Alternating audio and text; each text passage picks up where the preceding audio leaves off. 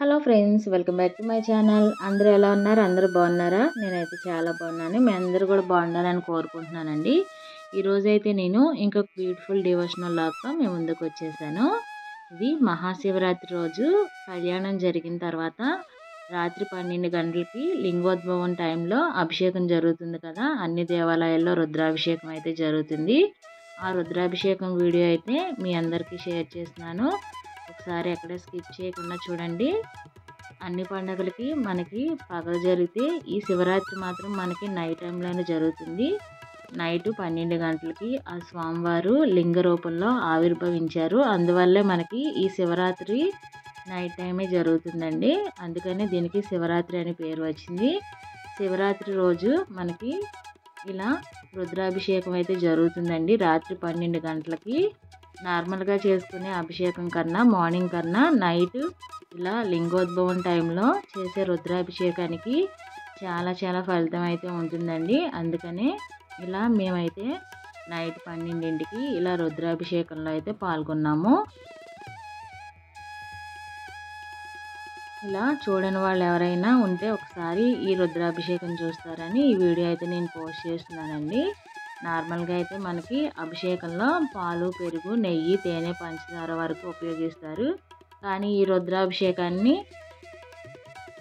స్పెషల్గా చేస్తారండి. ఇలా రుద్రాభిషేకంలో అయితే పళ్ళ రసాలు కూడా వినియోగిస్తారు. అందుకని ఈ రుద్రాభిషేకం అయితే చాలా బాగుంటుంది. నేను లాస్ట్ ఇయర్ కూడా ఆల్రెడీ పోస్ట్ చేశాను. ఈ ఇయర్ కూడా ఇలాగే రుద్రాభిషేకంలో పాల్గొని ఈ అభిషేకాన్ని అయితే ఇలా మీ అందరికీ చూపిద్దామని పోస్ట్ చేస్తున్నానండి. చూడండి, స్వామివారికి అయితే ఇలా మాకు 12 తర్వాత అయితే రుద్రాభిషేకం అయితే స్టార్ట్ చేశారు. ఇలా ఆవు పాలతోటి ఫస్ట్ అయితే స్వామివారికి అభిషేకం అయితే నిర్వహిస్తున్నారు. ఫస్ట్ వాటర్ పోసిన తర్వాత ఇలా ఆవు పాలు అయితే పోస్తున్నారు. సపరేట్గా పోస్తున్నారండి ఒక్కొక్కటి కూడా. మాకు మార్నింగ్ అభిషేకం చేసినప్పుడు అయితే అన్ని పంచామృతాలు అయితే కలిపి మరీ చేశారు. కానీ ఇప్పుడు రుద్రాభిషేకానికి అయితే వేటికాటికి సపరేట్గా ఇలా అభిషేకం అయితే నిర్వహిస్తున్నారు. చూడండి, పాలు పోసిన తర్వాత వాటర్ పోసి క్లీన్ చేసి తర్వాత ఇలా భస్మంతో స్వామివారిని మొత్తం కూడా ఇలా అలంకరిస్తున్నారు. భస్మము, గంధము, కుంకుమ బొట్టు అయితే పెట్టి తర్వాత అక్షింతలు వేసి స్వామివారికి హారతి అయితే ఇస్తున్నారు. ఇదే ప్రాసెస్ సేమ్ మొత్తం అన్నీ అభిషేకాలు జరిగేంత వరకు అయితే చేస్తూనే ఉన్నారండి. చూసారు కదా, గంధం పెట్టారు. ఇప్పుడు తర్వాత స్వామివారికి కుంకుమ బొట్టు కూడా పెడుతున్నారు.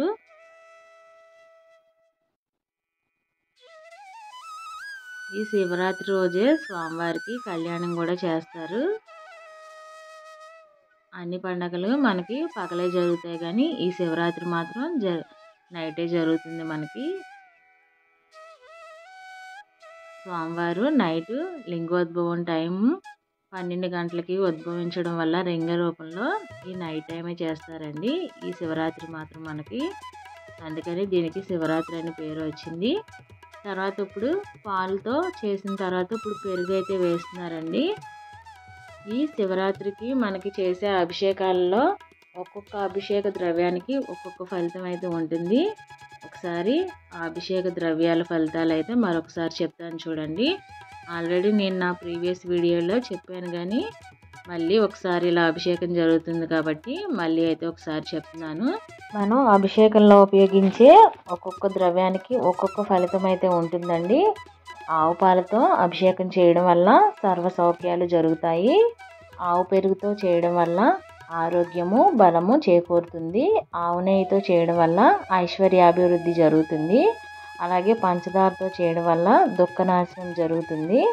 అలాగే తేనెతో చేయడం వల్ల తేజవృద్ధి జరుగుతుంది. చెరుకు రసంతో చేయడం వల్ల ఆ లక్ష్మీదేవి ప్రసన్నురాలు అవుతుందండి. అలాగే భస్మజలంతో చేయడం వల్ల మహాపాపహరణం జరుగుతుంది.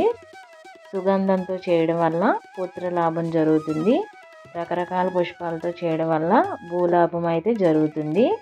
బిల్వజలంతో చేయడం వల్ల భోగభాగ్యాలు జరుగుతాయి. కొబ్బరి నీళ్ళతో చేయడం వల్ల సర్వసంపద వృద్ధి చెందుతుంది. అలాగే ఖర్జూర రసంతో చేయడం వల్ల శత్రునాశనం జరుగుతుంది. మామిడి పండు రసంతో చేయడం వల్ల దీర్ఘవ్యాధి నాశనం అయితే జరుగుతుంది. అలాగే పసుపు కుంకుమలతో చేయడం వల్ల మంగళప్రదం అయితే జరుగుతుంది.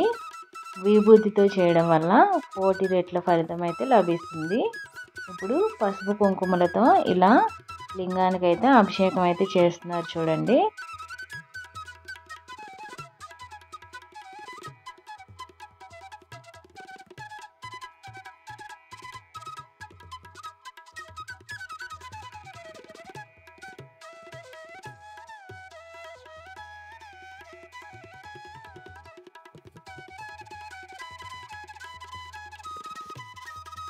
పసుపు కుంకుమలతో అయిపోయిన తర్వాత ఇలా గంధంతో అయితే అభిషేకం అయితే చేస్తున్నారు. గంధం అయిపోయిన తర్వాత ఇలా విభూతితో అభిషేకం అయితే చేస్తున్నారు, విభూతి జలంతో. తర్వాత ఇలా కొబ్బరి నీళ్ళు ఇంకా చెరుకు రసంతో స్వామివారికి అయితే అభిషేకం చేస్తున్నారండి. తర్వాత లాస్ట్లో చివరిగా ఇలా పండ్ల రసాలు అయితే చేస్తున్నారు. పుచ్చకాయ రసం, అలాగే కర్బూజా, గ్రేప్స్ రసంతో స్వామివారికి అయితే ఇలా అభిషేకం అయితే నిర్వహిస్తున్నారు. మనకి నార్మల్గా అయితే అభిషేకంలో అయితే ఇవన్నీ ఉపయోగించరు, కానీ రుద్రాభిషేకంలో అయితే పండ్ల రసాలతో అయితే ఖచ్చితంగా అయితే చేస్తారు.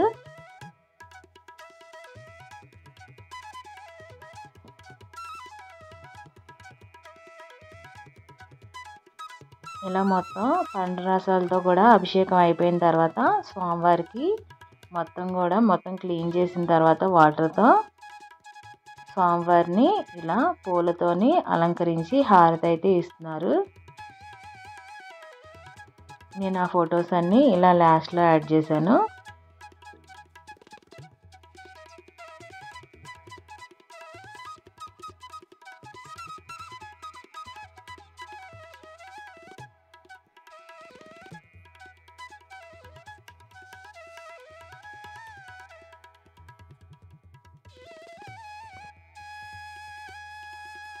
మరొకసారి మీ అందరికీ మహాశివరాత్రి శుభాకాంక్షలు. మీలో ఎవరైనా ఫస్ట్ టైం నా ఛానల్ చూస్తున్నట్టయితే ప్లీజ్ లైక్ చేయండి, షేర్ చేయండి, సబ్స్క్రైబ్ చేసుకోండి. ఇప్పటి వరకు నా ఛానల్ ఎవరైతే చూసి సపోర్ట్ చేస్తున్నారో వారందరికీ కూడా చాలా చాలా థ్యాంక్స్.